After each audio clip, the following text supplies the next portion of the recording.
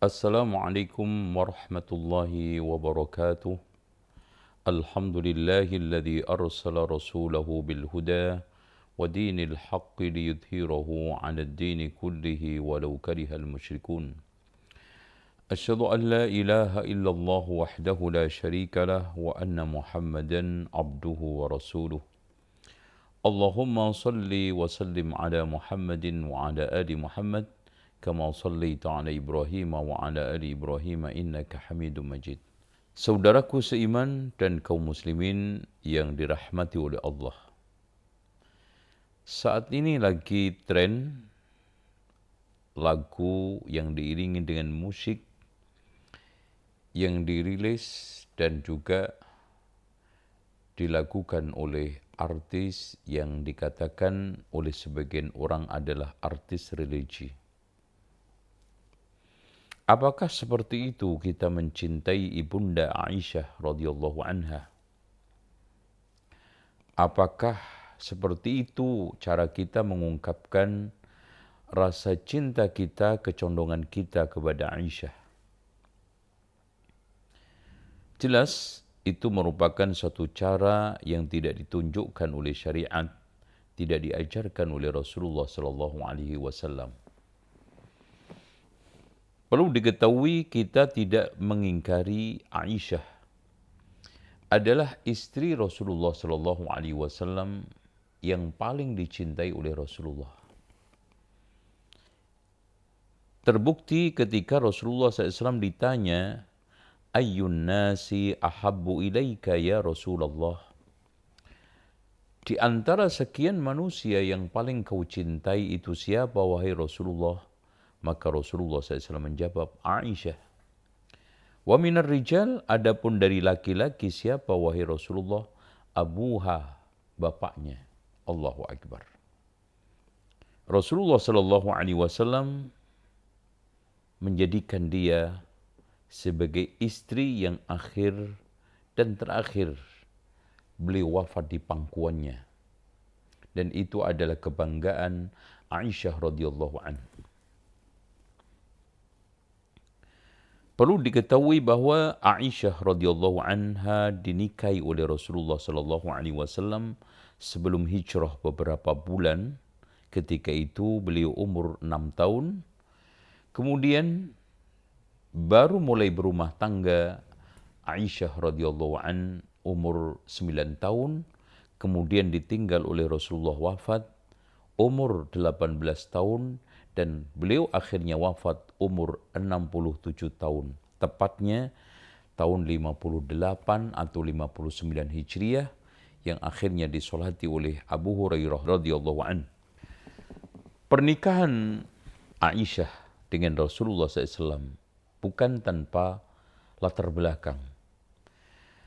Bahkan Rasulullah SAW mendapatkan isyarat mimpi 3 malam berturut-turut, di mana datang malaikat membawa sehelai sutra. Di dalamnya disuruh membuka, ternyata di situ ada gambarnya Aisyah radhiyallahu anha. Makanya Aisyah sendiri mengatakan, "Iyyakun min indillah fayumdi." Kalau itu memang datang dari Allah, pasti terlaksana. Dan Rasulullah sallallahu alaihi wasallam menegaskan di dalam hadis yang diriwayatkan oleh Imam Ibnu Hibban, "Ama tardayna an takuni zawjati fid dunya wal akhirah." Apakah engkau tidak suka, tidak senang, tidak ridha engkau menjadi istriku dunia dan akhirat? Allahu Akbar.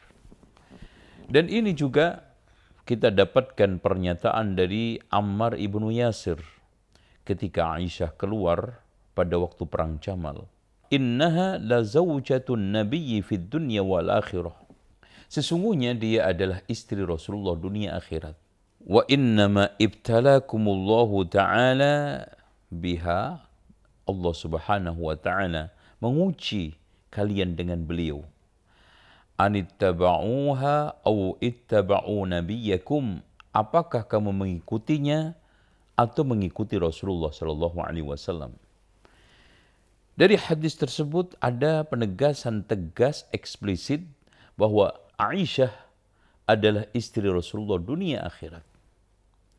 Makanya ketika saat menjelang ajal, Abdullah ibnu Abbas minta izin untuk masuk. Hadir pada saat Aisyah radhiyallahu anha sedang naza'. Maka diizinkan. Beliau mengatakan apa? Wahai ibunda Aisyah, sesungguhnya jarak pertemuanmu antara Rasulullah SAW, orang yang kau paling cintai, hanyalah keluarnya roh dari jasadmu. Dan sesungguhnya Allah Subhanahu wa Ta'ala memberikan keutamaan banyak sekali. Di antaranya pernah kau ingatkan kehilangan kalung yang hasil pinjaman dari Asma. Kemudian dicari oleh para sahabat. Pada saat itu mereka sholat tidak menemukan air. Akhirnya sholat tanpa wudhu. Dari sini kita bisa innan nasa qad sallu bighairi wudhu'in, karena sebelum turun ayat tayamum, bahkan dari asbabul wurud itu turunlah, atau asbabun nuzul itu turunlah ayat-ayat yang kaitannya dengan tayamum. Dari sini juga bisa kita ambil kesimpulan bahwa orang itu bisa saja sholat dalam keadaan tanpa dua suci, tidak wudhu dan juga tidak tayamum. Dan ketika itu juga dikatakan oleh Rasulullah SAW bahwa sholatnya sah dan tidak perlu mengulanginya. Kembali lagi kepada persoalan Aisyah. Aisyah adalah istri Rasulullah SAW yang pernah mendapatkan salam langsung dari Jibril alaihissalam. Disampaikan oleh Rasulullah SAW, Ya Aish, hada Jibril yukri'ukis salam. Wahai Aisyah, karena Rasulullah SAW memberikan panggilan kepada Aisyah cukup banyak. Di antaranya adalah Aish, di antaranya adalah Ummu Abdullah, Humaira, dan juga panggilan lain yang semuanya adalah menunjukkan kehebatan, keutamaan, dan juga kebaikan yang melimpah pada diri Aisyah radhiyallahu anha. Nah, kemudian Jibril pernah juga memberikan wahyu ketika Rasulullah SAW satu selimut bersama Aisyah. Makanya ketika saat ada sesuatu komen yang tidak bagus dari Ummu Salamah, Rasulullah SAW mengatakan, Ya Umma Salamah, la tu'dhini fi Aisyah. Wahai Ummu Salamah, jangan kau sakiti aku dengan mengganggu Aisyah. Wallahi demi Allah, tidak ada seorang dari istri-istriku yang satu selimut ketika itu turun wahyu Jibril menyampaikan kepada saya kecuali bersama Aisyah radhiyallahu anha. Dari sinilah seorang yang ingin mendapatkan kebaikan yang melimpah, yang mendapatkan surga seperti yang didapatkan oleh Ummul Mukminin yaitu Aisyah, hendaknya meniru perilaku, mengambil kebaikan-kebaikan, menjadikan beliau itu sebagai suri tauladan. Makanya Ummu Salamah ketika itu langsung mengatakan, Atubu ilallahi ta'ala min an adzaka ya Rasulullah. Saya bertaubat kepada Allah untuk tidak menyakitimu ya Rasulullah dengan mengganggu Aisyah. Subhanallah, tidak ada satu perhatian, satu kecintaan, satu keinginan yang Rasulullah SAW hidup teduh, harmoni, tenang, kecuali sama Aisyah. Makanya ketika saat menjelang meninggal dunia, Rasulullah SAW menanyakan, giliran saya pada hari besok di mana? Ketika disebutkan Aisyah, maka beliau tenang. Dan itulah yang dibanggakan oleh Aisyah radhiyallahu anha. Tidak ada satu orang di antara istri-istri saya yang pernah turun wahyu dalam satu selimut. Yang beliau ketika saat meninggal dunia berada di pangkuan saya, di dada saya bersandar. Dan pada saat itu ludah saya dengan ludah beliau mengumpul menjadi satu. bagaimana ketika Rasulullah sallallahu alaihi wasallam sedang sakaratul maut dan menjelang meninggal dunia, pada saat sadar ada seorang yang membawa siwak, kemudian dia melihat menatap tajam. Kemudian Aisyah radhiyallahu anha menawarkan kepada Rasulullah SAW, ternyata beliau mau siwak tersebut. Maka siwak tersebut dikunyah, dihaluskan dengan gigi, dengan dibasahi dengan ludah Aisyah radhiyallahu anha, kemudian dipakai langsung oleh Rasulullah sallallahu alaihi wasallam. Dan bahkan ibunda Aisyah radhiyallahu anha mengatakan, tidak ada saat Rasulullah sallallahu alaihi wasallam mengenakan siwak terbaiknya kecuali pada waktu itu. Dan Aisyah juga pernah meruqyah Rasulullah SAW pada saat Rasulullah SAW sudah tidak mampu membacakan Muawwidhatain, kemudian dibacakan di tangan Rasulullah SAW, tabarrukan bihima, mengambil barokah dari tangan mulia, kedua tangan mulia Rasulullah SAW, kemudian diusapkan.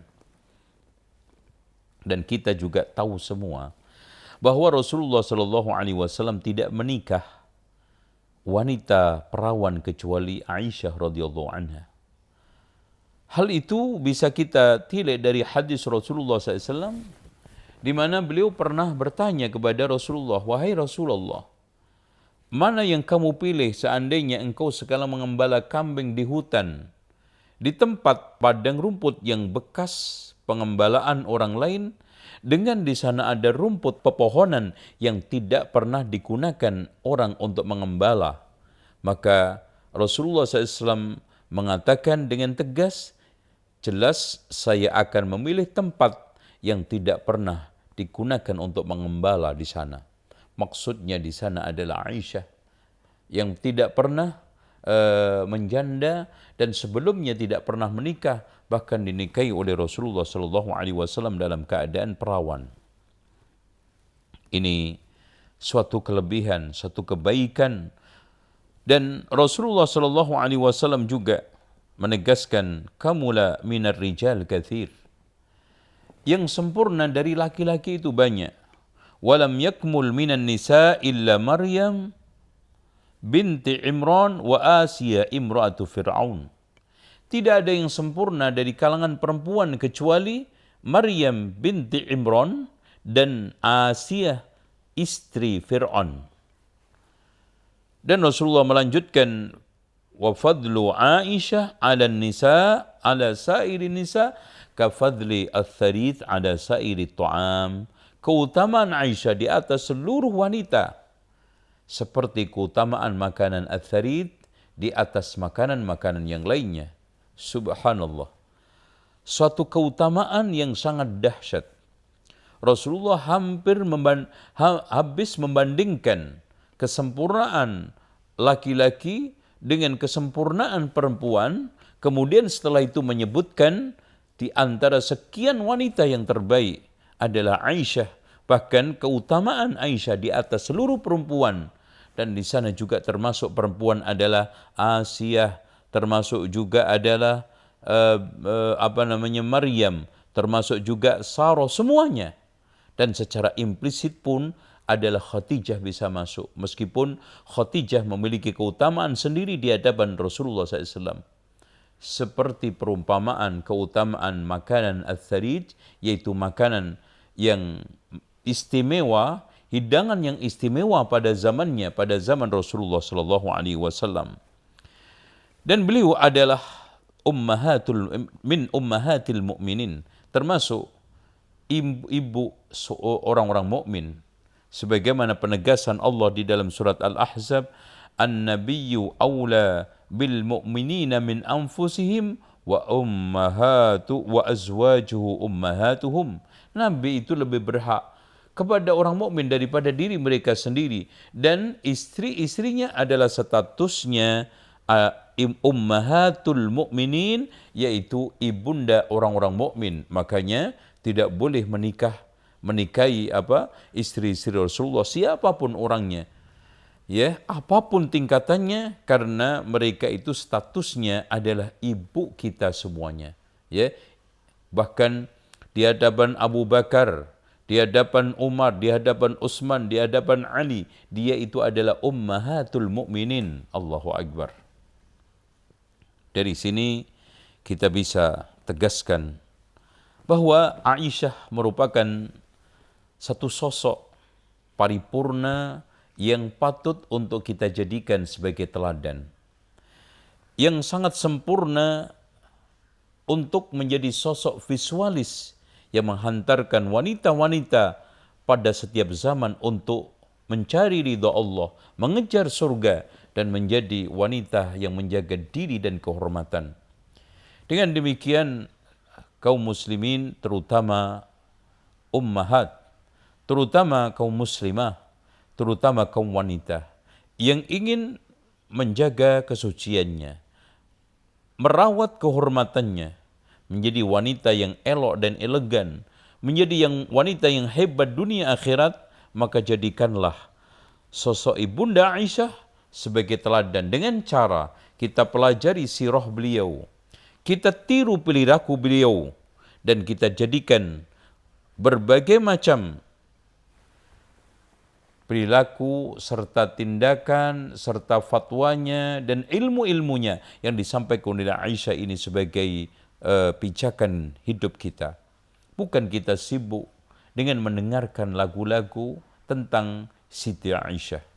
Bukan sekarang ini kita hanyutkan perasaan kita yang kosong, yang menghayal bahwa di sana ada sosok mulia yang hanya di dalam bayangan kita, yang indah di dalam lagu-lagu, bukan indah di dalam perilaku. Ada seorang wanita yang sempurna hanya di dalam lirik-lirik lagu, hanya ada di dalam nyanyian-nyanyian kosong penuh dengan kepalsuan, tidak ada di dalam tindakan dan perilaku keseharian kita. Itu sama aja menghinakan, menjatuhkan pribadi dan sosok mulia istri Rasulullah sallallahu alaihi wasallam. Demikian yang bisa saya sampaikan.